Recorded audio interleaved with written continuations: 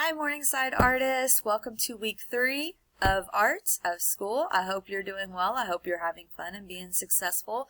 I want to take a minute and say that I appreciate all of you who are participating in arts and turning in projects. I love what I'm seeing, so good job Morningside. You're doing great. Hold in there. Remember that I am here to help you, so if you need anything, you just let me know. You can email me, you can call up here at the school, or you can visit me on our Google Meet during office hours from 11 to 11:30. Alright, let's get started. First I want to start with our sketch warm-up. So on our slide it says draw what's under your bed. It can be real or imagined. So get creative, draw something that's under your bed, just a quick sketch, and then we'll come back together. I'm going to sketch too, so I'll show you mine here in a minute. Pause this and come back. Hope you had fun sketching. Hope it was good and creative. You want to see mine? Here's mine. Alright, so I drew my daughter Allie because she is always hiding under my bed. So Allie is under my bed. So that's my quick sketch. Remember, it doesn't have to be perfect and it doesn't have to be very detailed. It's just a warm-up. So quick sketches are just fine. Alright, let's get started with our lesson.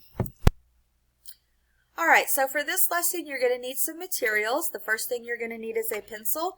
Just a regular school pencil will work. If you have drawing pencils like these, that will work too.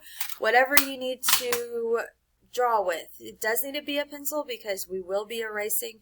You'll probably want to erase some of your marks, so try to get a pencil. You also need paper. Again, you can use colored paper, you can use manila paper, you can use white paper, you can use your sketchbook, so whichever you have, just grab some blank paper.